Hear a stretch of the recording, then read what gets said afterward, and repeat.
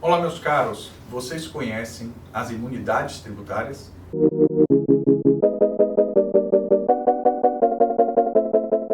Meus caros, hoje eu vou conversar um pouco com vocês sobre as imunidades tributárias. Meu nome é Bruno Dou, eu sou professor de Direito Tributário aqui da Múltipla Difusão do Conhecimento.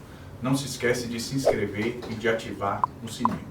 As imunidades tributárias foram instituídas pela própria Constituição Federal para salvaguardar valores que ela considerou extremamente caros para o próprio texto constitucional. Então nós temos, regra geral, certo, as principais imunidades que constam lá do texto constitucional, 5 imunidades que são muito relevantes e que costumam cair muito em provas de concurso. É a imunidade recíproca, a imunidade religiosa, a imunidade dos partidos políticos, das entidades sindicais dos trabalhadores e das entidades de assistência social e de saúde. Nós temos também a imunidade dos livros e temos, finalmente, a imunidade cultural ou a imunidade musical. E, meus caros, com relação às imunidades, nós vamos destacar essas 5, porque essas são justamente as que são mais cobradas nas provas de vocês. E com relação à imunidade recíproca, pessoal, vou chamar a atenção que essa imunidade ela proíbe que os entes cobrem impostos uns dos outros. Então, por exemplo, a União ela não poderá cobrar o imposto de renda com relação ao município. O município não poderá cobrar o IPTU com relação aos prédios que pertencem ao Estado. E o Estado ele não poderá cobrar o IPVA com relação aos veículos que pertencem aos municípios. Então a ideia da Constituição foi justamente preservar a nossa federação, impedindo que os entes utilizem o seu poder de tributar uns contra os outros, certo?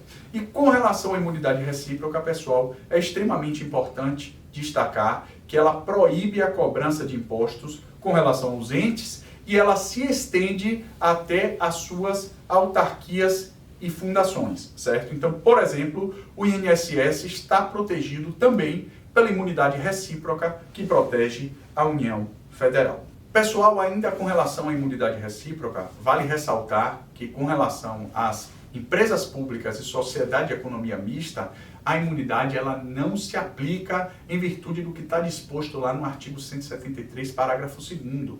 E pessoal, a ideia da Constituição aqui foi justamente evitar que a livre concorrência fosse prejudicada pelo estabelecimento da imunidade. Então, lembrando, a imunidade impede a cobrança dos impostos, ok. Só que se o ente estiver participando de uma atividade econômica e ele está concorrendo com outros players que pagam tributo, não seria justo que ele usufruísse da imunidade. Então, a própria Constituição colocou lá que não eram aplicáveis às sociedades de economia mista e às empresas públicas, certo? Aqueles benefícios que não fossem extensíveis para os particulares, justamente para preservar a livre concorrência, pessoal. E lembrando que o Estado ele só pode participar da atividade econômica se e somente se a própria Constituição autorizar. E a Constituição, ela diz que essas atividades econômicas têm que ser de relevante interesse nacional. Então, pessoal, nós temos empresas como a Petrobras, cujo maior acionista é a União, que não usufrui, certo, do benefício da imunidade. A mesma coisa com relação ao Banco do Brasil. Então, nós temos, certo, uma sociedade de economia mista e uma empresa pública que, por mais que pertençam à administração indireta da União Federal, elas não estão protegidas pela imunidade recíproca. Agora, pessoal, nós temos, claro, sempre aquelas benditas exceções.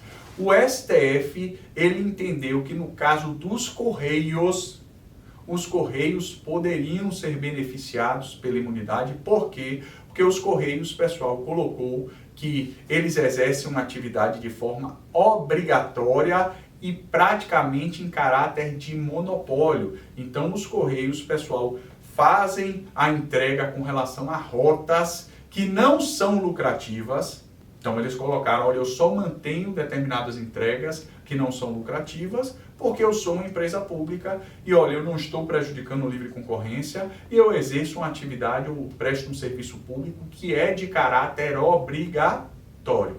Então, se eu estiver falando de uma empresa pública que presta serviço público de caráter obrigatório e praticamente em caráter de monopólio, eu não tenho por que prejudicar a livre concorrência, então o STF entendeu que não era aplicável o parágrafo 2º do artigo 173 da Constituição.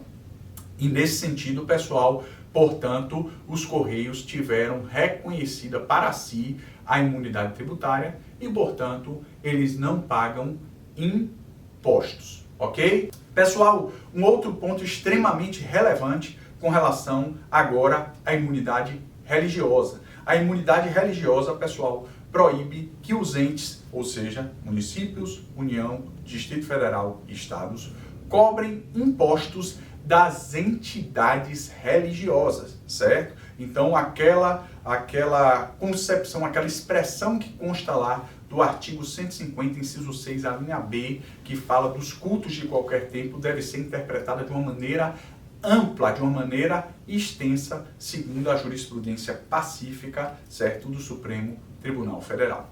E, pessoal, com relação a essa imunidade específica, eu gostaria de chamar a atenção para uma novidade relativamente recente de 2022. A imunidade religiosa, ela protege também a entidade religiosa quando ele estiver na posição de locatário, certo? Então, a entidade religiosa que estiver alugando o imóvel de um particular não vai precisar pagar o IPTU, que a princípio seria cobrado do proprietário do imóvel. Então, a Igreja do Reino de Deus, estou alugando o imóvel de Bruno. O imóvel de Bruno, a princípio, pagaria o IPTU porque Bruno não goza de imunidade. Mas a própria Constituição agora, com a emenda de 2022, já deixou claro que mesmo na posição de locatária, a entidade religiosa não deve pagar o IPTU com relação a esse imóvel. Então, estamos caminhando agora para a terceira imunidade, que é a imunidade das entidades sindicais dos trabalhadores, dos partidos políticos e das entidades de assistência social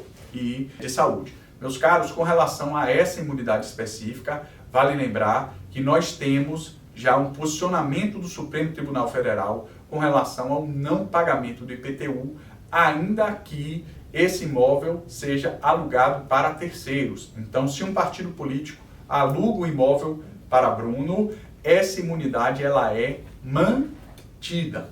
Cuidado com isso. E lembrando, pessoal, que para as entidades ali indicadas poderem usufruir da imunidade constante do inciso 6, a linha C do artigo 150 da Constituição, eles devem cumprir os requisitos legais, certo?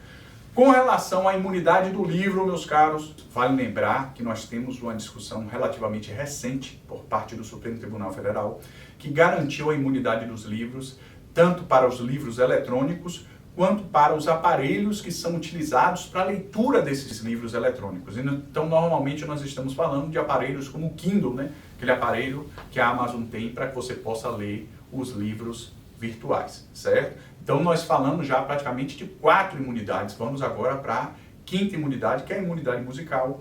E essa, pessoal, é uma imunidade relativamente recente, não existem grandes discussões com relação a ela. Chamo apenas a atenção de que essa imunidade, pessoal, ela não afastou a tributação dos impostos, certo? Com relação à reprodução automática, ou seja, a gravação e multiplicação dos instrumentos que são utilizados, certo? Para a gravação dos trabalhos, da música, do DVD, ou seja lá o que for. Porque existe a Zona Franca de Manaus, então a ideia foi justamente preservar a Zona Franca, porque se você desse imunidade para todos os entes ou para todos os locais, para que você pudesse fazer essa reprodução automática, provavelmente algumas indústrias, daqueles DVDs que se você olhar no fundo quase sempre são da Zona Franca de Manaus, algumas dessas indústrias sairiam da Zona Franca, iriam para São Paulo, iriam para o Rio de Janeiro, iriam para outros estados que ela produzisse com maior facilidade e com a melhor estrutura logística, certo? Meus caros, eu fico por aqui. Um grande abraço para você. Lembre de assinar o canal, de ativar o sininho, de seguir a gente nas redes sociais e até a próxima.